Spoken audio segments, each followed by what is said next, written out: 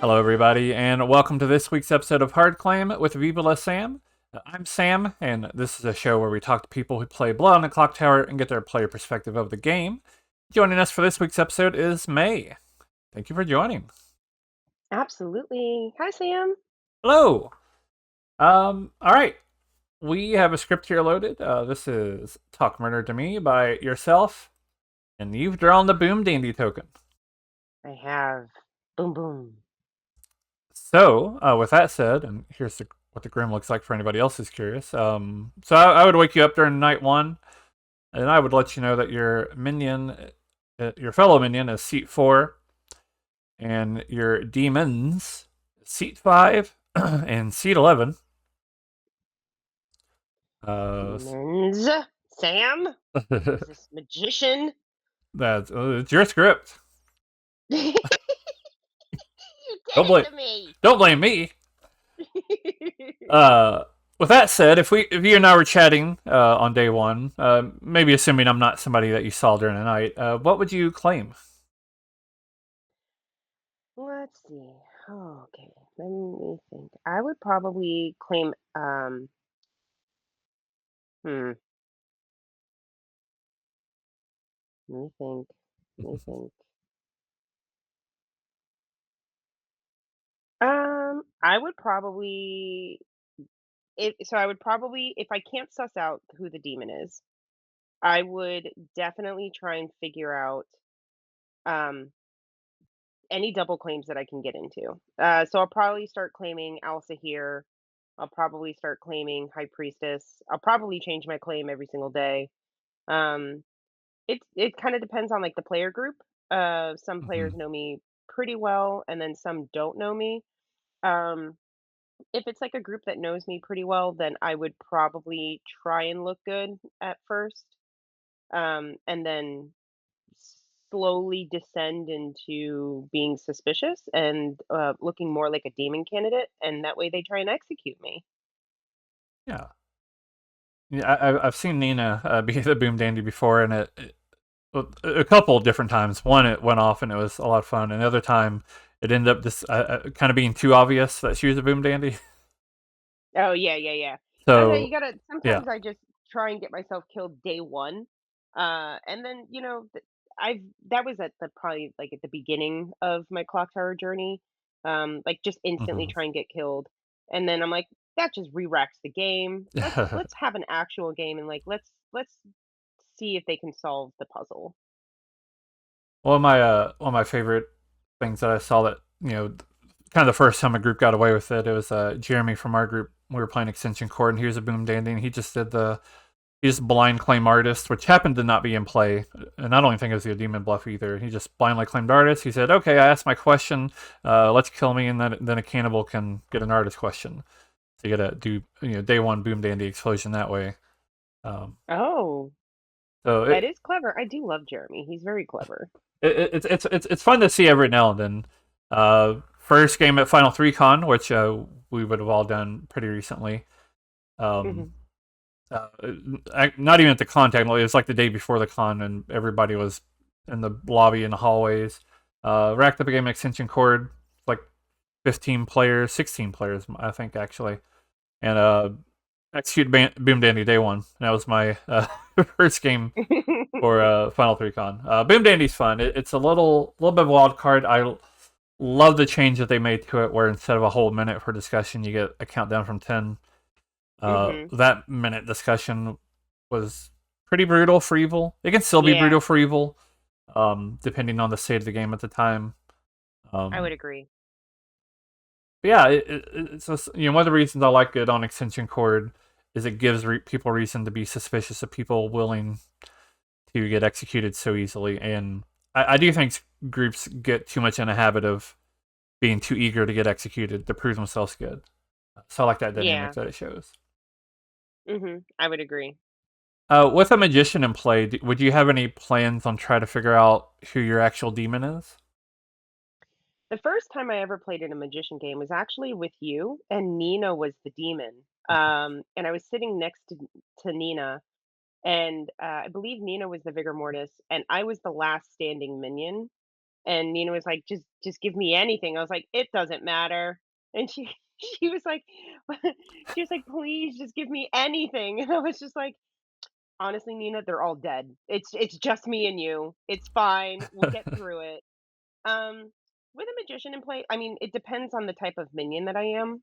With this minion, I with no vig on script, I would try a little bit harder to suss out who the demon is. Um, I would probably again, would depend on the player group, but I would probably, see if they're willing to give me, a hard claim or, like, a 2, and then just try and see, like, where the other person is at, and, do you wanna give me a hard claim? Do you wanna give me a 2? And then try and suss out, like, "Hey, have these roles been changing constantly?" Because sometimes magicians will just try and figure out who's double claiming who, and they'll start claiming different things. And so I would just try and figure it out that way. Yeah, makes sense. All right. Well, let's talk about Blood on the Clock Tower. How did you discover the game?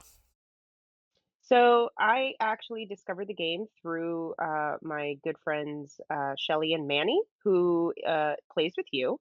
Mhm. We all live in the same city, and so we got together and we started playing. It was before the Kickstarters got delivered. It was in that waiting limbo of forever and ever.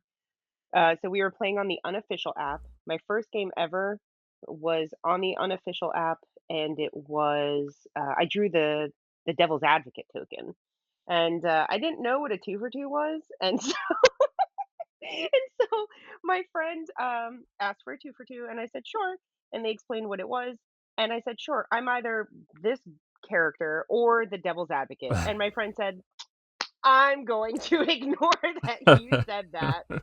And then I just, started claiming devil's advocate constantly, and everybody was like, "Oh, May, you're so funny." "Oh, yeah, I'm so funny." And then I was like, "I don't know what I'm doing." And then they didn't kill me because I had just DA protected myself. I didn't know what I was doing. What I got right into BMR. What I had no idea what I was doing. Classic. Mhm. Uh, And then yeah. from that space, I wanted to play more often.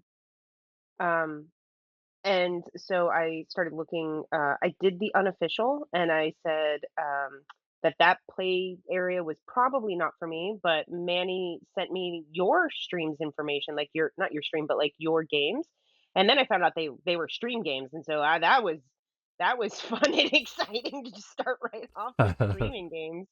Um, but yeah, and then I met Nina and you and Jeremy and Blake, and I met everybody. I love them all. Yeah. So what about the game hooked you to it that you keep wanting to come back like time and time again to it? I genuinely love that it really depends on the bag, right? But even if you take the same 12 group of same group of 12 players, for example, the game always changes. It is always a puzzle to solve. And, barring anybody doing anything that would be no, let me not say that. I love that every time you get this, even if you got the same 12 players together, of course a meta is going to build, but it's always going to be a puzzle. And if you trust your storyteller and you trust in the social contract that you build with the players that are in the circle with you, it should never be like, I mean, unless it's, I mean, S&V sometimes. You just hard solve the game. But even the journey there is like a fun puzzle. But I love how it just scratches a specific part of my brain that I can constantly solve a puzzle, given off the socials, the mechanics. And I will say that in-person Blood on the Clock Tower versus online Blood on the Clock Tower, like I love the dichotomy. It almost feels like a completely different game And because physically seeing people and solving their body language and solving the word choice that they use and like how what are their eyes doing, what is their hand, what are their hands doing, like it's a completely different game. and I love both aspects of it. Yeah, and talking about those differences is something I often ask people about. When did you get to play your first in-person game? When the Kickstarter, Grims got sent out, and so we instantly, got a group of friends together, like, they drove from as far as, like, an hour and a half away to be able to play, and there was 15 of us, and we were all so excited to be able to play. Like, I think some friends even, like, flew in, and that's how we planned it around it. Nice. And what was your like? I guess immediate thoughts on playing in person compared to having been playing online? Oh my god, the notes! Where are my notes?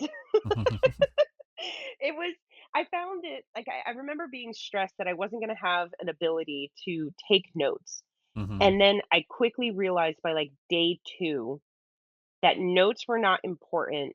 Your brain does a really good job of remembering things in physicality, right? Like I can remember that I talked to Sam and Sam was constantly stroking his beard and like the way that Sam's body turned when Sam was speaking to Nina, so like remembering physical actions and word choices, like your brain does a really good job of remembering those experiences versus like I'm just sitting at my computer and I'm just looking at this finite box of you, like this defined box, and that's all the information that I get from you socially.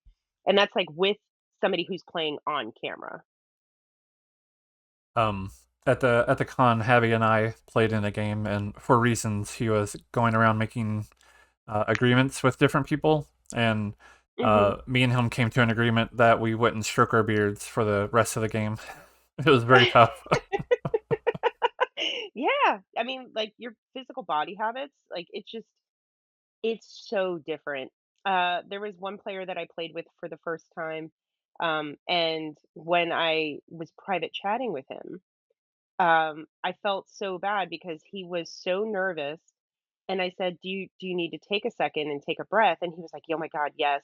And I knew that he was evil because he was trying to lie to me, and his lip was quivering, Oh and he wow. was flushing, and I was like, I'm not going to push on this because I feel like that's unkind, but I definitely know that you're lying to me, and I'm gonna just put that little kernel of knowledge into my pocket. Like, if I had to push on it later, like, I'm not gonna throw the game, but if I had to push on it later, I'm going to push on it.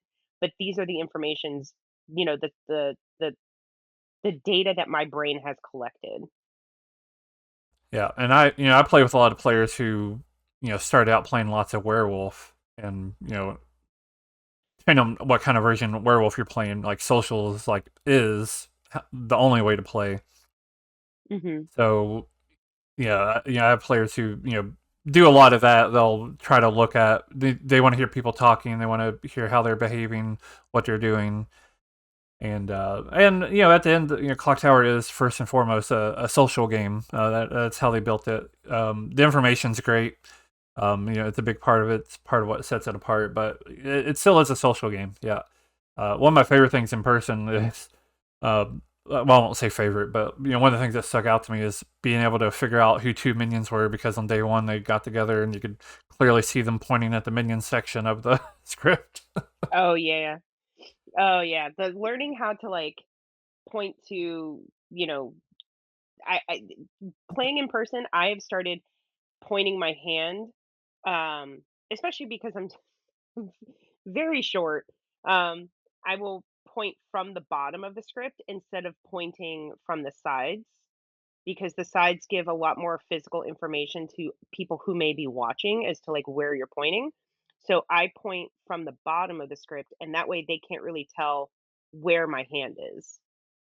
Yeah, I've heard some people talk about using both like their index and the pinky and kind of pointing at good rolls here, but evil rolls down here to kind of like Mhm. do that. Somebody, I don't remember who it was. I wish I remembered. Had said they had suggested when the game was still being developed to, I think it was like on the backside, have the script but upside down or something like that. Just to make it harder to figure out where people were pointing on a script, or maybe it was like the script had both the characters, both directions. I thought that was an interesting Oh. idea, but But then alas, you wouldn't have all the pretty background art. yeah, that is very much true. like I said, maybe it was on the front side. It was like listed both ways, like top to bottom, but also upside down on the other side. I can't remember the exact suggestion. I just remember really liking it, and I wish I remembered it better. And who said Yeah, no, that's fair. That's fair. I also have goldfish brain, so it's cool. it? It happens to all of us. And you mentioned sex and violence being solvable, and uh, that's a big difference between in person and online. Is that I mean, some people do take notes in person, and I always allow that because some people need it, and it's Hmm. not me to question that. But in general, though, there's not as much notes, or they're easier to just get wrong. And SMV is meant to be an overload of information, and then online, it's just so easy to track everything. A lot of storytellers, I talk about this a lot, give away too much time, so people are kind of able to give that time to work it out. So yeah, it's a big difference between in person and online. There are differences. I've been somewhat neutral on how much of a difference there are, and after doing Final Three Con and doing more games, one of my one of my most interesting personal stories was being a evil traveler whose demon was 2 seats away. And this was in a room where the circle was the room, so there was like no really going outside the circle unless you're talking to the storyteller. And I didn't get to tell my demon like really that I was evil until like 3 or 4 days in. And to me, that was interesting to kind of have that challenge. Yeah. And it was fun too. It was Ryan was my demon, and Questions, Ryan? yeah, yeah. Um, I tried to tell him because I was a harlot, and I tried picking him one night, and he said no. So I was trying to like slide over to him and be like, "I know you're my demon. What do you want to say that I saw you as?" But like other people started coming up to me and asking what I did last night, and I didn't want to be caught in a lie. So basically, I was like, "Oh well, I picked Ryan. He said no, and whatever." Um, but the night after, or the day after, I finally got to kind of tell him, "Hey, I know you're the demon." He goes, "Oh, great! I am a so and so. Is it vigor mortis only script?" So he told me he's like, "Oh yeah, I'm now here, but I'm poisoned by the vigor mortis," which was a big hint that the person between me and him he had killed in the night, and he was a minion. Um, Mm, and I just love that he's able to say that in a way where if anybody else is listening, not a big deal. But I took that hint like, oh, not only is not only are you not only do I get your bluff, but I know that the guy between us is a minion too. Um, yeah, that's pretty good actually. yeah, and And I then think like, I just think about how much the space affects the game, and whereas online it's more, uh, I mean, it's always the same online space basically. yeah, I just did PAX East where we opened the first deception zone for PAX East, Cool. and we had an incredibly successful weekend. We did a lot of different social deduction games, but the big one was Blood on the Clock Tower, and I really enjoyed um, like seeing people get bit by the social deduction bug. And like there were some people like the deception zone was open from con open to con close. So 10 a.m. to midnight Wow. for most of the days. And there were people who I saw all day constantly. And I was like, you guys, there's a whole convention that you paid money for. Like go see the convention.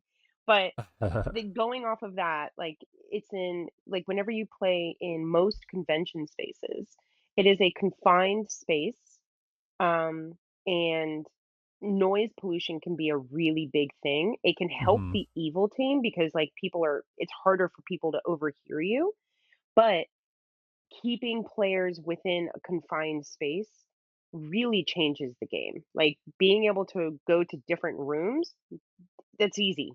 Anybody can whisper in a different room. hmm But like if you are stuck in a singular room, it is so much harder for for like your sound is gonna if you're in a room like at Vegas Con, for example, there's private rooms for most of the circles.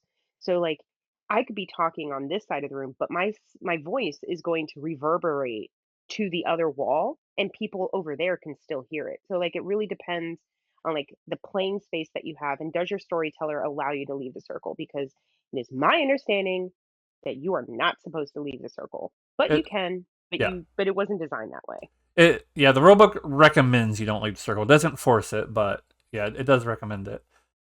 Yeah. Um, I mean, there's a reason they call it whispers, right? I don't think people think about that a lot, but they call it whispers because and you can watch some of the old videos on the TPI channel where they around the Kickstarter days, and they had one newer one too.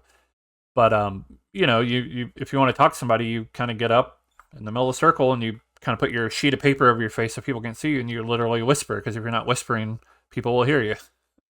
Mhm. Mhm. Yeah, it's definitely, I mean, close, intimate spaces, like, for conversation are really, it just adds, like, a whole different dynamic. Hmm. And then, like, it's always fun to watch, like, do you have veteran players? Do you have new players? And, like, do the new players, um, think it's suspicious that you're covering your face? There are some new players because I ran so much TB. Perfect script, no notes.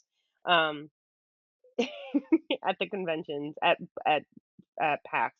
I only ran 1 game at Final 3 Con 'cause I was so busy, but, um, one of the accusations was they covered their face with their scripts, they must be evil, Hmm. and I was like, "No, they're just whispers," but I'm not gonna, as a storyteller, I'm not going to, like, Right. cut in and say that, but it's just so fun to watch players go on that journey. And then also, like, I have veteran players in my circle, and I'll make an announcement, "Hey, you've already gone on this journey and you've already seen some of the really, really cool mechanical things that can happen in this game that you weren't expecting. And like, it just draws your love deeper into this game. So please don't ruin that and over explain things for the newer players. Let them go on that journey." And then there was, I mean, for the first time I had a player who was a veteran player says, he raised his hand and he said, "Can I please world build for them?" And I said, "No, you cannot." Because he already had the game solved. And I was like, "No, no, no. Let them world build, and if you really feel like it at the end, once they've had their time to talk, then you can go ahead and say your 2 cents. But as of right now, I would like you to allow them to do the journey and do the world building because that's how they're going to fall in love more and more."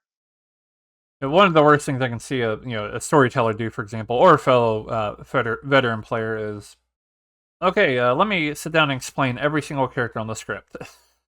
Please do Mhm. not do that. Please don't do that. That is Yeah. not Don't necessary. do it. I remember the first time that I ever played Clocktower that I didn't get bit by the bug at first. I was incredibly overwhelmed. Uh, Maybe that's because, like, Manny was like, "You're really smart. You'll be able to get this. Don't worry." And I was like, "Okay." And then BMR has a lot more mechanical things that can happen and Yeah. reasons.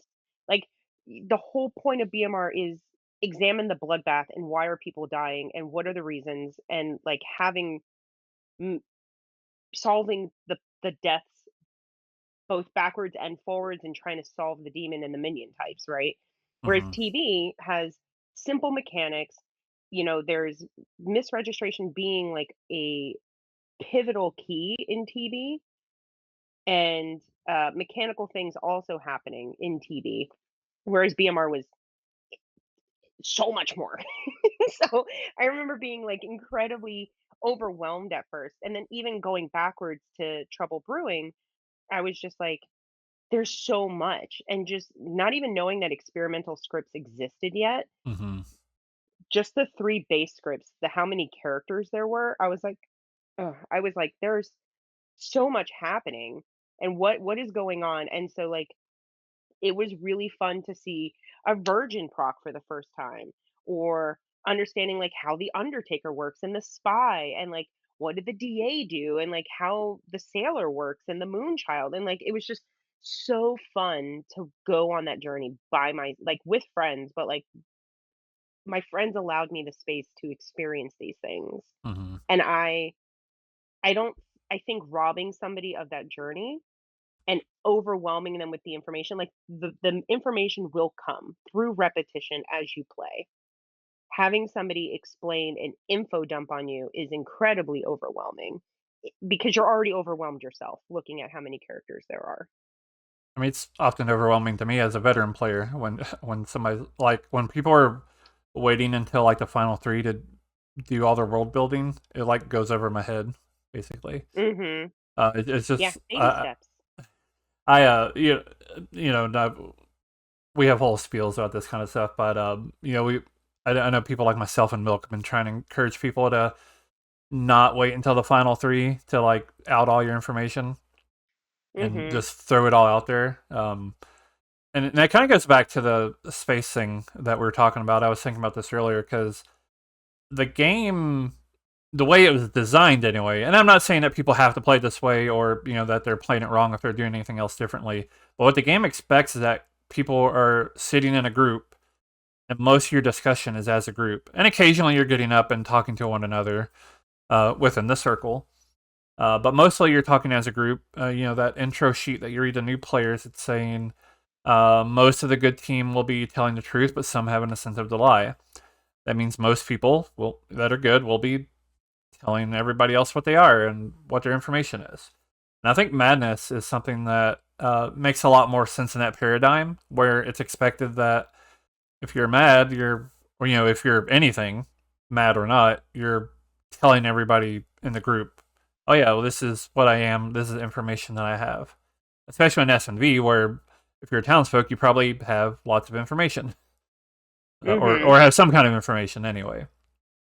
Uh, Yeah, I yeah. loved being introduced to madness. Like I genuinely was so confused by it at first and was like, "Wait, so am I this character now?" And it's like, "No, you just have to pretend that you are or else you could die." And like I remember being the tea lady the first time that I was ever mad, and I was like, "Well, I definitely don't want that to happen." And then, my neighbor got executed instead of me, and I was like, "Oh, no, that like, what does that even mean? I thought they were safe." And then, like, "Oh, no, am I actually this actual character?" And then, like, realizing how the tea lady works, even though I was mad, was super fun. I was like, "Oh, wait, the other neighbor is evil or I'm somehow poisoned, going off of like regular S&B. It's just me. I'm just the tea lady. Um, you know, eh, I have to pretend to be this person, but then we should look at my other neighbor. And then I was unfortunately Sarah locked until the end of the game. They're like, you just did such a Classic. good job. And I was like, oh, I hate that. How do you feel about madness in this game? Since we're on that topic, Madness in Clocktower? yeah, or in general, I I guess, think but generally, specifically Clock Tower. But if you want to talk about madness outside of Clock Tower, feel free. oh, no. I didn't know if you meant, like, madness as, like, the harpy for the script. Oh, yeah, So just I in think general. Heartbeat specifically, also, if you wanted to talk about it, but talk about all the things if you want. yeah, I think storytellers don't run madness strict enough. Most storytellers don't run madness as strict as they should because madness is especially Serenovus madness, Mhm.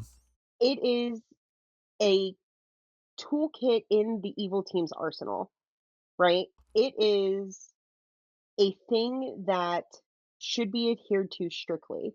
Like if I make you Sarah mad at something and I even get the whiff that you are trying to give out your information, you're dead. You should be dead. Like DED you should dead. be so dead. Um the mutant madness, right?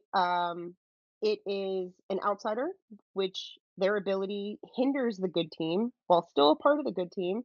And that should also be kept to strictly.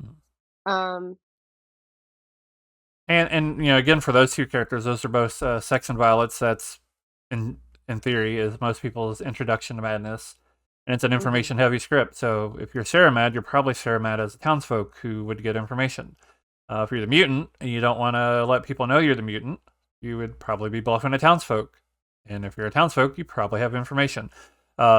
I've been trying to get better at running madness stricter. One of my biggest regrets was running an in-person game where the mutant made it clear to everybody that he was a townsfolk, but wouldn't say, but told everybody he didn't have any information, and I should have executed him for it and did not. Yeah. I mean, But it alas. is alas. I mean, sometimes specifically like on custom scripts, right? I if I don't want to be Fangu jumped to, I would just be silly. Like, if I'm a mutant and I don't have the spoons to be the demon, after drawing a blue token, I will just do silly things.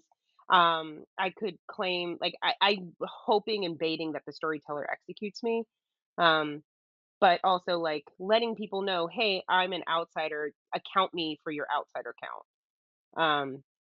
Sometimes I'll do like, "I'm a very powerful townsfolk, guys," or I will bluff an evil roll because you can bluff evil as a mutant. And I can't tell you, Sam, how many times I forget that Pixie is not a base 3 character. I love Pixie. It's so good. It is my most my 3rd most drawn token, and do you know who else loves that, I get Pixie all the time? Milk. Milk loves that I get Pixie all the time because then he can do his little bit. What's his bit? Oh, that, so there was there was one game in which I could not remember. I was like, because I work nights, and I had woken up to play in a Grim Scenario stream game, and I had been awake for all of maybe 15 minutes, and I drew the heretic token, and I said, okay, is there any way in which I am not the heretic? Could I be the drunk? No, May, that is not how the drunk and other outsiders work. Can't be the drunk. Could I be could there be a pixie? Because now you gotta think about, um, is there a Philo? Is there another way for a double heretic ability to come in play? When do I out? Because heretic is like I would classify heretic as one of the harder roles to be because it's right up in my mind, it's right up there with the insta win lose conditions as far as like damsel and boom dandy and stuff are concerned, right? Mhm. Um uh and so like and especially when you have Philo Pixie, Pixie Philo, and then Heretic and all this stuff. So I was like, is there a way for me to be anything but the Heretic? And is there a way for another Heretic ability to come into play? And I answered, I didn't think through it fast enough, and I messaged the other storyteller who was not the active streamer, and I said, "Hey, Sabes, um, so I started typing up this message to you, and then I realized I'm silly and I need more coffee, and I am just the heretic." And they woke me up. They woke me up as a team and started the bit of May. The pixie cannot see the heretic, and it has been my life for at least 4 months now that if there is a pixie on script and I am in the game, then I just get woken up randomly every single night to be reminded of how the pixie works and that it cannot see the heretic token. See what lack of coffee does, Sam? It's the consequences of your actions. Fair enough. So, what kind of characters do you like to play, and what kind of characters do you prefer to avoid? I love being evil. I really do. It's so fun. I love being the informed minority, and I make it a personal challenge to try and make the puzzle more fun and interesting for the uninformed majority. Um, I tend to get killed as a demon candidate more often. So demon specifically stresses me out a little bit more because I know how a lot of people perceive me. As far as like May's definitely a demon candidate. And I'm like, no, no, no, no, no, no, no, no, no, don't do that. Don't know. I'm just a minion. So I've been working on like looking more like a minion. Um, even when I'm the demon. Um, and then like learning when the pivot is of like, okay, I'm a minion and now I need to look like a demon. So it's like a fun mini game when you're Mhm. evil. I don't think that there's any characters that I truly avoid. I am happy to sit. Wait. No, I wouldn't say that there's a character that I avoid. I would say that there's script combinations of characters that I avoid. Um, Makes sense. but I'm opening back up to, for example, there is a script called TB on Expert Mode where it has a legion, a lunatic, and an atheist. And there was a game in which I steeply overestimated my ability to solve the game, because I was the lunatic who saw the legion, who got bluffs. I had somehow convinced the rest of the legion that it was an atheist game, and all I had to do was drop my hand, and it would have been confirmed that because there was enough votes from the legion, and only legion had voted. There was enough votes on the storyteller that if I had dropped my hand, then it would have been confirmed to be a Legion game, and we would have sold out all of the Legion. So sometimes I avoid Lunatic, Legion, and Atheist together, um, because of that game, but I'm coming back around to it, and Yeah, I I do. like Atheist games that are less silly. I like the silly ones too, but I like the ones that are actually minuscule rule breaking that is Oh like yeah, a yeah. true puzzle. I do think with Legion Atheist, that is a very common combination that people just really prefer to avoid, just because it's so easy to, in a Legion game, get an Atheist win if you just get just one good player on board. Um, Mhm. yeah, so yeah, I'd be with you on that one, and I think most people probably would. I do like talking about people's experience with atheists, though. So, because some people it's not their cup of tea. Almost everybody says it depends on the storyteller, at the very least. Yeah, Yeah. I've definitely learned, that there are certain storytellers that you can trust implicitly, to do things. Atheist is one of those. You know, Atheist and Wizard are both characters that are sometimes food for a lot of people, hmm and it really boils down to trusting your storyteller. Yeah. I like running atheist. Usually it starts out somewhat serious, and then usually as more people kind of catch on, it gets a little more goofy. It makes it a little more obvious. My group seems to like it, so thankfully, I don't think I've ever ran an atheist game that I would call bad. So um, I don't know. Whatever that's worth. It's fun to run I mean, sometimes, but yeah, I trust you implicitly as a storyteller, I appreciate that. except for mathematicians, Sam. To be fair, I reversed my stance on the mathematician and jinxes. You have? Yeah. Emma makes a convincing point that jinxes should probably be treated more like changes the game rules, even though it's done through the Gen character. That should probably be treated more like game rules rather than something happening due to another character's ability. And I find that generally works pretty well. Damn. Sam, it's been like 2 years, that math number still breaks me. This was I think I had upticked the math number because of I think it was a Feng Yu jump with a Scarlet Woman on the script. And normally if the demon dies, the Scarlet Woman should become a demon, but there's a jinx that says they don't if it's a Feng Yu jump. So I upticked that mathematician. I think that was the scenario. I could be wrong. Maybe it was something It was different. the scenario, Yeah, and then Jeremy wanted to kill me. The whole town wanted my blood. yeah. They just couldn't figure out that math number. I don't know why. Yeah, nobody could figure it out, and at the grim reveal, it was just everybody was like, "What?" And, like, that's the day that I learned. And And then and I don't. anytime I see I don't think that's ever come up since. good. so Good. so go figure. No, like, genuinely, but I'm so grateful that it happened because it made me think about how storytellers rule things because the game rules are there and not everything is set in stone. Like things are That is fluid. very true. Yeah. So like asking clarifying questions to your storyteller. Hey, how would you run this? Because that was near the beginning of my Clocktower journey. I wanna say that was, like, 2022, maybe? So 3 years Sounds ago? about Oh right. god, it's so long ago.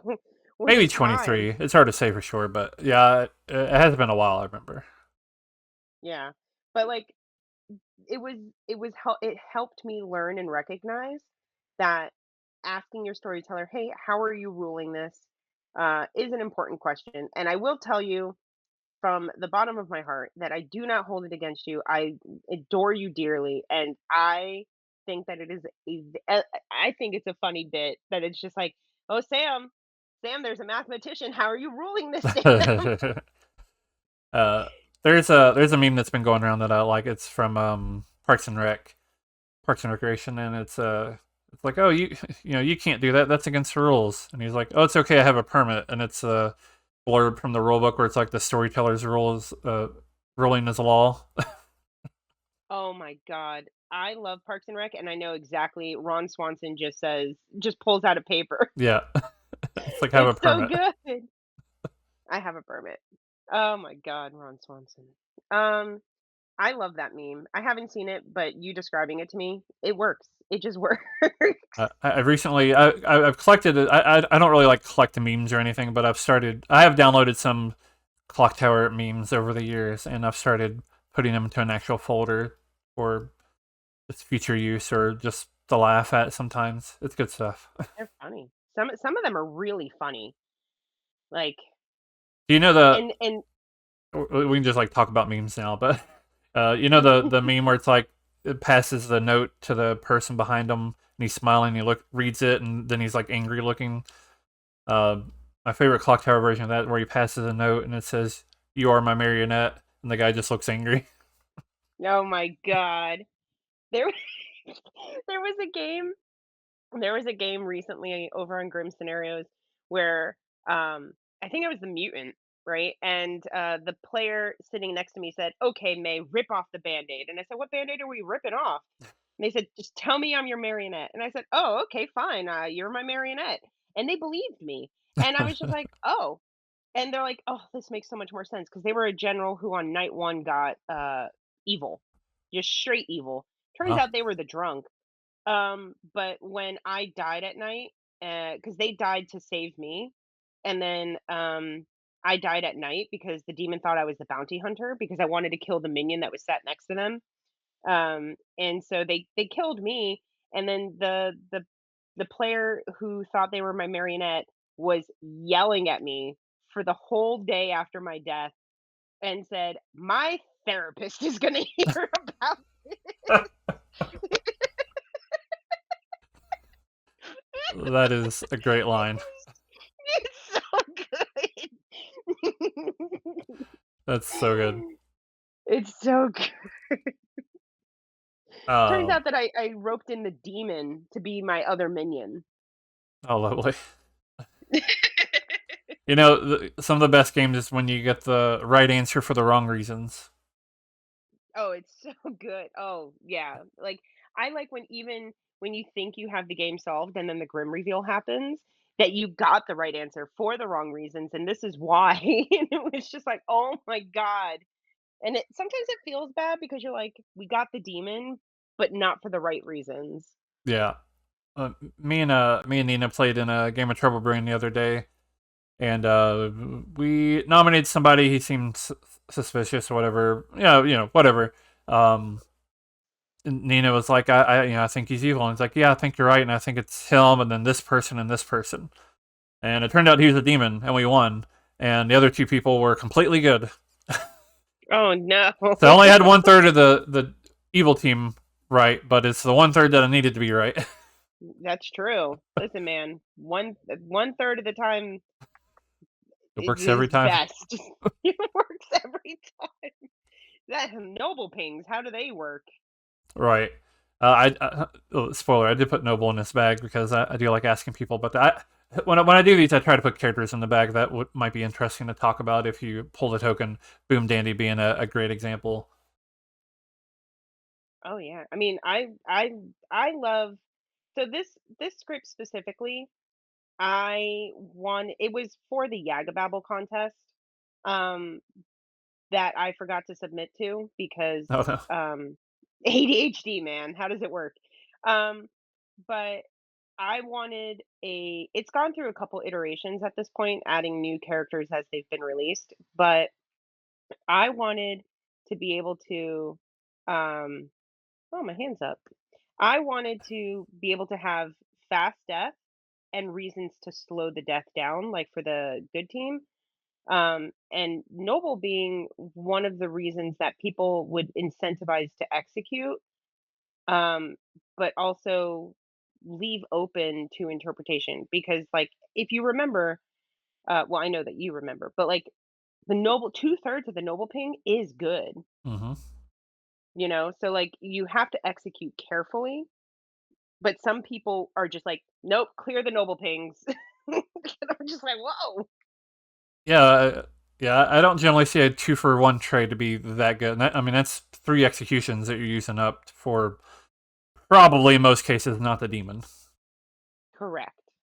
Yeah, in most cases, not the demon. Yeah. Um, Although my favorite time to put the demon in a noble ping is in a Leviathan game. I've done that before, and it was very effective as a storyteller. I actually just had a really uh fun journey as the Leviathan, Yeah. who thought that I was the lunatic because of a Zon 1. I was sat next to the Shugenja, and I was like, clearly I'm just the lunatic. I love that. And because we couldn't solve the outsider count, because everybody was like, it has to be a Zon 2. And I was like, okay, well, I'm the other outsider. And it's day 5. And Emma was so mad. Emma literally dropped to her knees and begged the town to kill me. And she was my marionette. And I had no idea because it was also a poppy grower game. And the boffin, part of my defense was, who didn't come to me? The boffin who knows I have the balloonist ability. Nobody came to me, so I'm just the lunatic, you guys. And then Emma was just like, "Kill her! Kill her!" calling for my death. The very first game of Extension Court I ever ran, and it was a very different script at the time. Well, a pretty different script anyway. It had lunatic on it, and the demons thought they were the lunatic because none of their minions approached them day one to chat, so they just assumed that they were lunatic and started outing it. And he convinced the Raven Keeper that he was going to kill the Raven Keeper, and the Raven Keeper could pick him, which he did. And of course, you learn no Dashi, Oh no. and so yeah, the game went on for several more days somehow, but um, yeah, no, that was that was the whole not lunatic story. What a journey. Yeah. Uh, It was since you also okay, especially confusing because in order to make a not mechanically, like, to make a good bag, like in case there was a minion sat next to like two minions sat next to the demon pulled a very specific token that was a good character. So I pulled the token, gave it to Navian, and said, I'm going to use the restroom, and handed my token to Navian. And I thought I was the balloonist. And then I get woken up to say, you are the Leviathan. And I was like, what?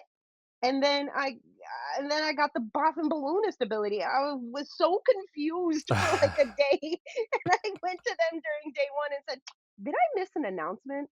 How am I how what?"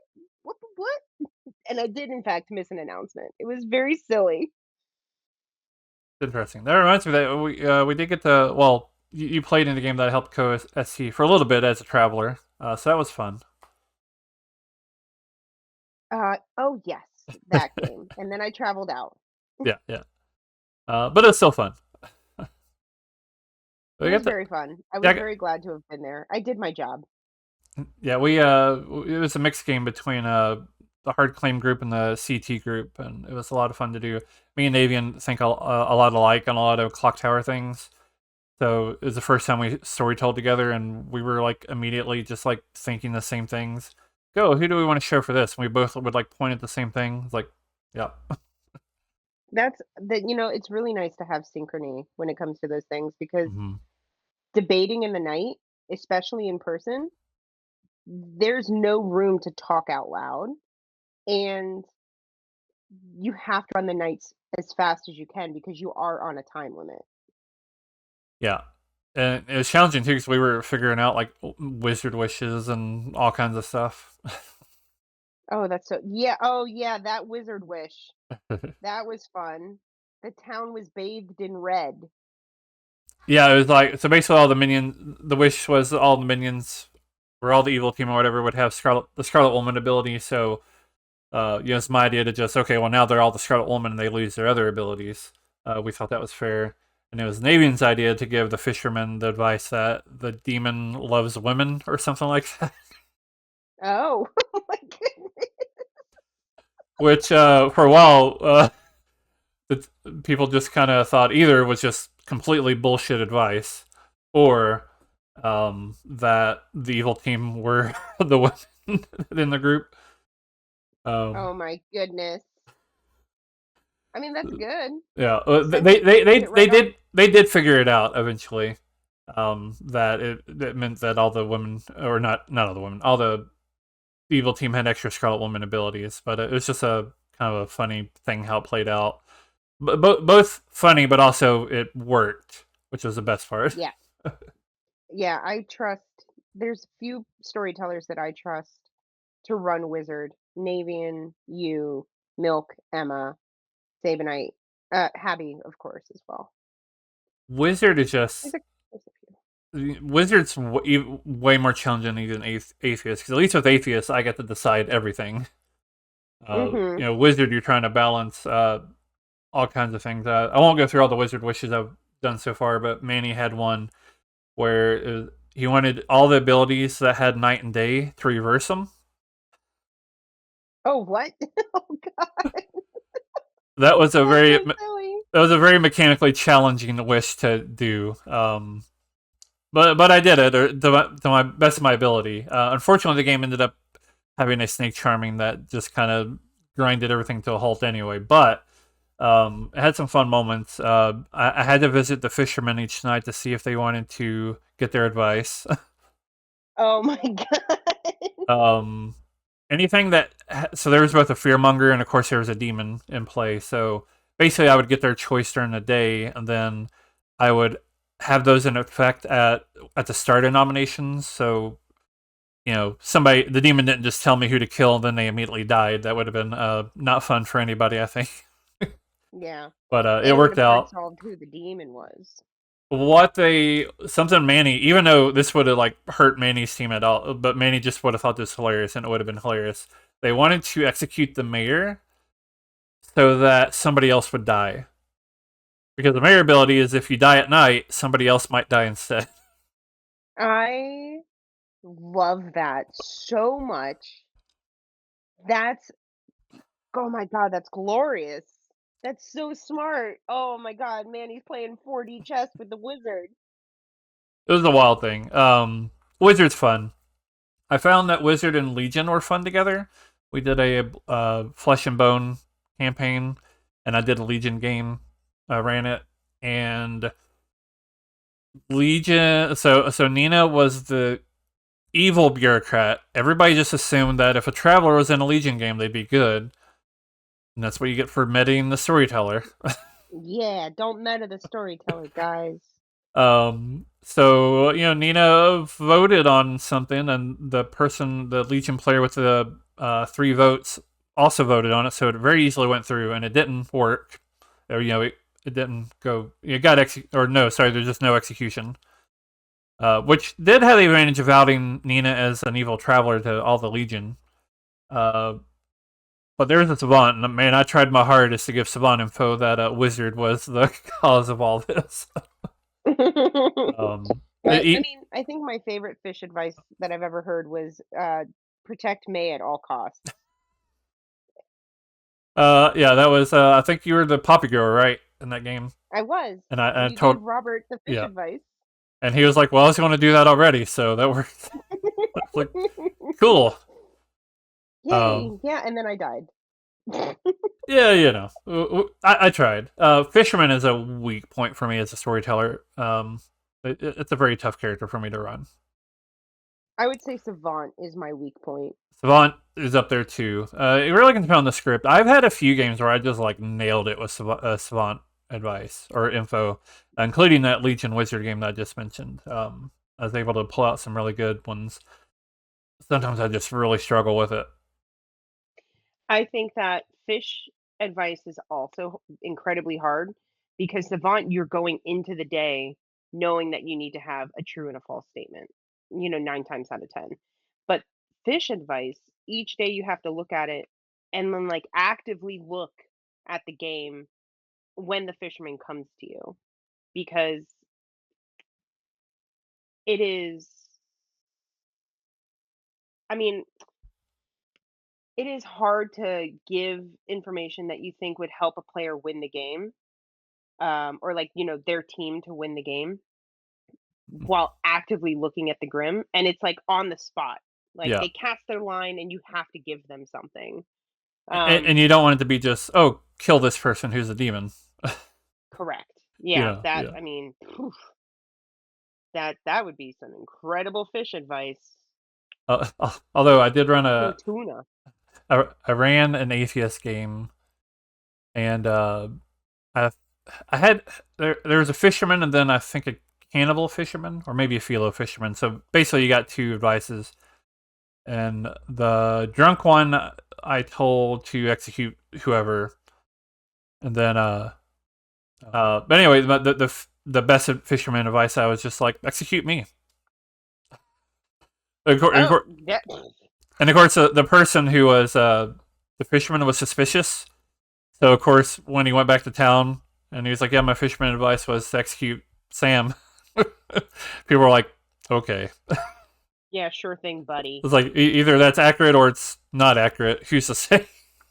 Yeah, that's genuinely fair. I don't think I would take that fish advice from somebody who was already suspicious. Yeah, but that kind of goes back to Um, my how I tend to run atheist games, where it does get kind of more silly as time goes on, and it I don't know, it'd be a lot of fun. That was on Midnight Oasis, which so far I think is my favorite atheist script. Um, Midnight Oasis is great. I Yeah, love and it. one of the best things about it is you have enough in it where you could do silly things even if an atheist isn't in play, and kind of blur that line a little bit. It's like, okay, is this actually an That atheist? Is this silliness actual atheist shenanigans going on, or is it this is real stuff going on? I think evil need to bluff weird stuff going on more in atheist on atheist scripts. I would. Oh, absolutely. I uh I was evil in on an atheist script, and I believe Neko was the demon who was sitting next to me and messaged me, "Get ready to catch because I don't want this." And I said, "No, no, no, no, no, no, no, no. Give me like another day." And there was another player who was the Serenovus who literally just went around the circle and made every single player mad as the atheist, except for a singular good player. And it was just like, and the way that the game socially played out, was that they were so sold that it was an atheist game that they executed the storyteller, and the storyteller was like, "You guys, what rules did you guys see being broken?" Like it was just silly. Yeah. One of my favorite atheist is a fun character to have in an atheist game because uh, Walter was atheist, or Walter was the amnesiac in an atheist game. And this game's on YouTube for anybody who wants to watch it. It's I think it's titled something like "This is my third token, and I know where to get a fourth," or something like that. And Oh my goodness. basically, his amnesiac ability was each night the storyteller and chat or choose each night choose a player.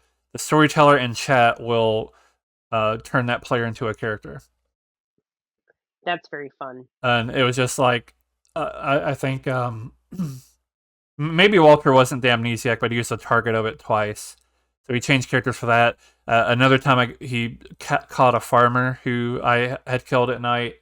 Um, yeah, Poor Walter without he insurance. he loved it. He was having a blast because like every night he was just like changing characters, and because this was, I mean, even aside from it being atheist, the amnesiac ability didn't have that pit hag limitation of you can only have one character in play. So it also allowed me to double up characters. Very silly. Everybody enjoyed it. Those are the moments you live for in Clocktower. I agree. I think a successful game, whether I win or lose, is whether or not we all had fun and if we're all laughing at the end. Absolutely. All right. Well, it's been a good talk. I have one more question here at the end that we always like to ask people. And so, looking at the script here, what character would you like to be in real life? Ooh, what character would I like to be in real life? Hmm. The response to that question is always the best part of this, because everybody's like, um, "Ooh." okay. In real life, oh God, in real life, oh God. Um, okay. So my first instinct was to say witch, right? Because I one time went to my hairdresser and said, I want the color green this time to be swamp granny. Like, I want swamp granny green. And she was like, Mhm. I don't even know what that means. And I said, we're going to figure it out together. Um, but honestly, I think that I love watching magic. Like, it is, I, at Vegas, we went to Penn and Teller, and Christine said, "My new favorite thing is watching May watch magic." Because You know, that sounds like a lot of it fun. would it's so, oh my god, I'm like, I feel like I'm a child, like, just being mind blown constantly, and, like, I can work through, like, logistically how some of them would work, but, like, I don't even wanna figure it out, but, like, I think that in real life, I would wanna be a magician because bringing that kind of joy to people would be fucking sick. It would be so cool to just make people feel joy and wonder and, like, create illusions and just I don't know, I just like making people laugh and making people funny, so, like, the other answer would be fool, but I think that being a magician would be super cool. Yeah. Penn and Teller, I know some of the best. Some of my favorite videos of them is them. They do the cup and balls trick, but then they'll do it again with like clear cups, so you can see exactly everything that's happening. And they tell you how it's happening, and it's still equally as impressive, even though you know how it's being done. Um, yeah, it's a lot of skill. It's I don't know if I'd have the discipline to do it, but, like, they had a magic trick where, Teller's the quiet one, right? Yeah. You- Teller um, yeah, I could, yeah, if you Teller. didn't ask me, I probably could have told you. Shit! Sorry. But the dropping quarters into, like, a tank, and then they did a magic spell, and then the quarters became goldfish, Hmm. and it was so cool, and, like, it's just a half-sided tank with a mirror, and you just rotate the tank around, like, the thing on the inside, so the fish have to move to the front side, but, Mhm. like, it I was starstruck, I loved it so much.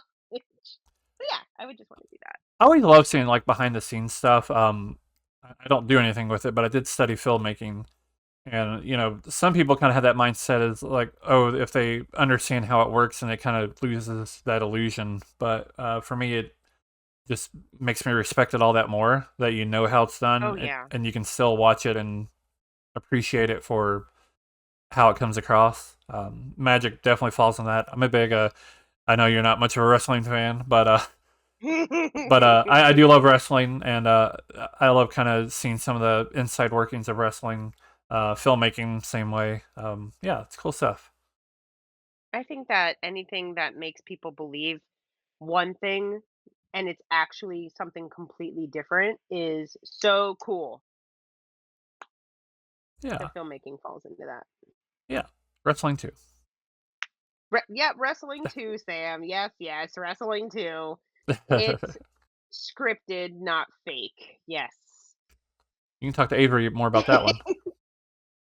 Oh, Avery and I have talked about wrestling, and like Avery gave me some behind the scenes about like how the floor works and like Hmm. how, but like it's still painful to your bodies. And so I think that's the thing that pushes me away from wrestling is because I'm like, Makes this sense. Yeah, actually hurts people for the rest of their lives. yeah. It's hard seeing some of those older wrestlers who can barely walk. Mick Foley, for example, comes to mind. He's had his hips redone like a lot, and he can barely walk around. Yeah, before Iron Sheik died, Iron Sheik was like a hot mess. Yeah. All right. Well, I successfully got you to talk about wrestling, so I think we can wrap it there. What the fuck? Before we go, is there anything you would like to plug? Yeah, I storytell over on Grim Scenarios, and I enjoy the community so much. It is genuinely such a fun and welcoming place. And we have board games and party games and video games and puzzles and clock tower. Like it is grown so much from just a clock tower community to so many other things. And so we're we have clock tower almost every single night.